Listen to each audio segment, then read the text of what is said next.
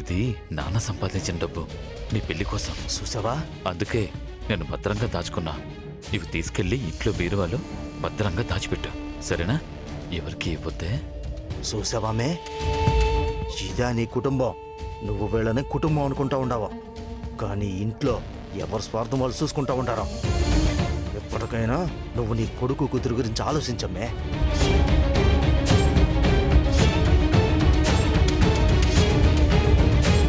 ఆ రోజు నుంచి పిన్నిలో చాలా మార్పు వచ్చింది. మావయ్య మాటల వల్ల పిన్ని మా అందరినీ పూర్తిగా దూరం పెట్టేసింది. అయితే అత్తయ్య గారు మంచివారే, చెడు మాటలు విని ఇలా అయిపోయారన్నమాట. అవును, అయినా ఇవన్నీ ఇప్పుడెందుకు అడుగుతున్నారు? ఏం లేదక్క, ఊరికే. సరే, భోజనానికి టైం అవుతుంది పదండి.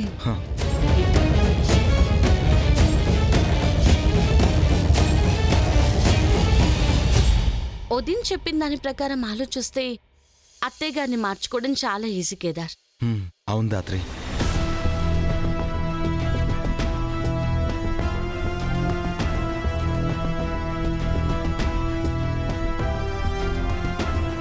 అమ్మి కౌశికి, బో కమలాకరు, అబ్బోడా, రిషిక, అందరూ తినేదానికి రండి.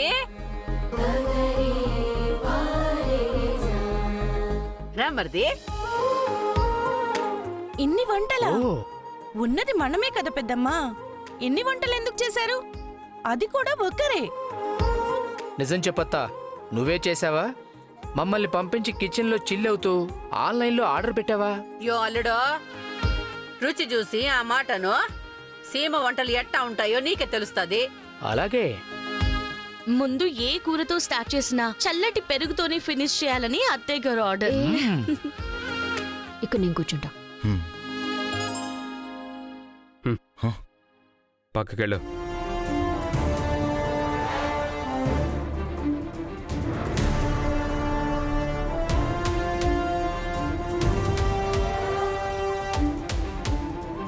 అన్నయ్య, నేను వదినతో కలిసి కూర్చొని తింటా, నువ్వు కూర్చో. కూర్చో కూర్చో కూర్చో కూర్చో.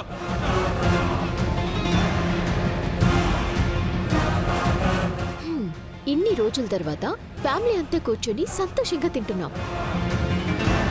మధ్యలో అతన్ని కూర్చోబెడతానంటారేంటి? ఆ ఫ్యామిలీలో కేదార్ కూడా ఉన్నాడు. ఆ సంతోషాన్ని పంచుకునే హక్కు కేదార్ కూడా ఉంది నిషిక. ఏంటి, ఫ్యామిలీలో వాడు కూడా ఉన్నాడా? ఎలా ఉంటాడు? మా మధ్య కూర్చునే అధికారం కానీ మా సంతోషాన్ని పంచుకునే హక్కు కానీ వాడికి ఎక్కడి నుంచి వచ్చింది? యువరాజ్, ఇప్పుడు ఏమైందని అలా మాట్లాడుతున్నావు? అందరూ ఎంత హ్యాపీగా ఉన్నావు, ఇలాంటప్పుడు గొడవలు ఎందుకు? చి, ఆ చీప్ గాడితో నాకు గొడవ ఏంటక్క? ఊరు పేరు లేనోడితో నాకు గొడవ ఏంటి? యువరాజ్, యువరాజ్, యువరాజ్, యువరాజ్.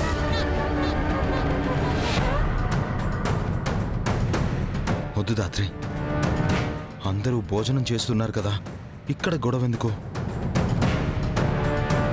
మనం తర్వాత తిందాం.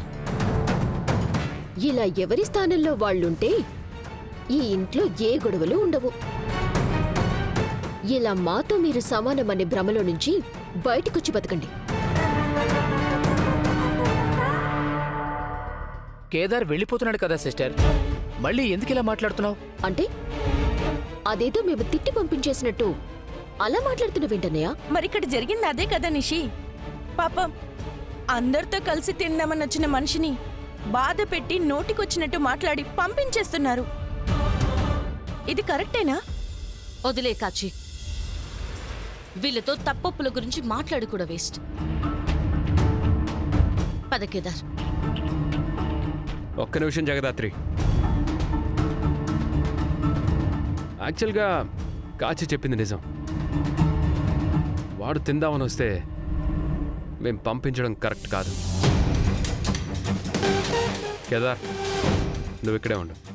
రిషి, ప్లేట్ తీసుకొనిరా. ఎందుకు? ప్లేట్ ఇక్కడ ఉంది కదా. వాడు స్పెషల్ కదక్క, కాబట్టి స్పెషల్ ప్లేట్ ఉండాలి. రిషి, ప్లేట్ ఇవ్వు.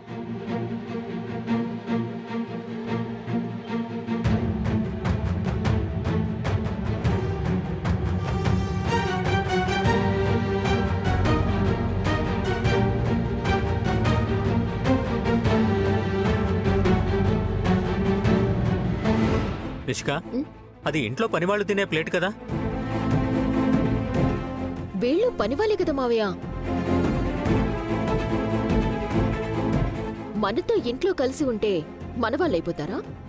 అలా అయితే వీళ్ళకంటే ముందు మన ఇంట్లో పని చేసిన వాళ్ళంతా మన ఫ్యామిలీ అయిపోరు కదా.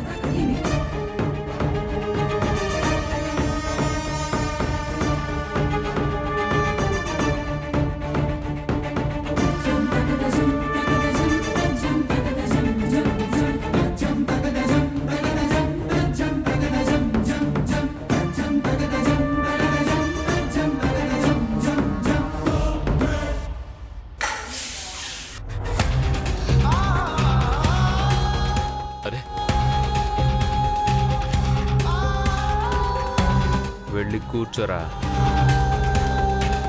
మాతో పాటు మా అమ్మ నీకు కూడా 4 ముద్దలు పెడుతుంది. తిని పండగ చేసుకో.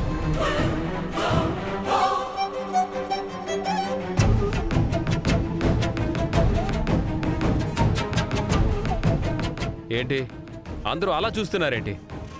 మీరే కదా పాపం తినడానికి వచ్చాడు, మేం పంపించేస్తున్నాం అన్నారు. ఇప్పుడేంటి మనతో కలిపే తినమంటున్నాను కదా. కానీ ఎవరి స్థానంలో వాళ్ళు ఉండాలి కాబట్టి కింద కూర్చోమని చెప్పాం.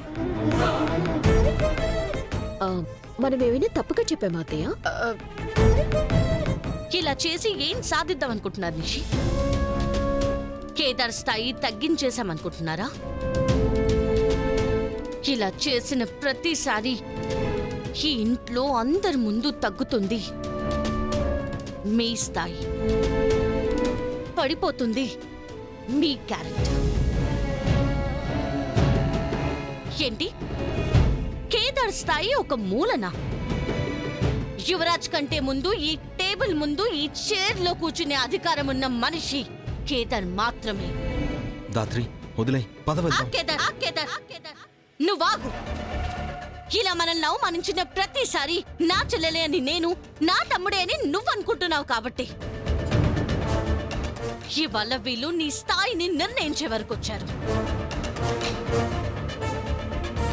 ఈ ఇంటికి కష్టం వచ్చిన ప్రతిసారి ఈ ఇంటి పెద్ద కొడుకుగా ఈ ఇంటి కష్టానికి మధ్య నిలబడ్డాడు చూడు, అది అది కేదార్ స్థాయి నిషి. ఈ ఇంట్లో వాళ్ళు ఎంత ద్వేషించినా తిరిగి మళ్ళీ ప్రేమని ఇచ్చాడు కదా, అది తన వ్యక్తిత్వం.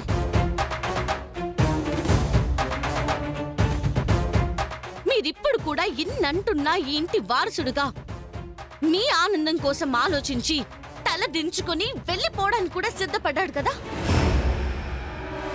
అది అది తను మీ అందరికి ఇచ్చిన స్థానం.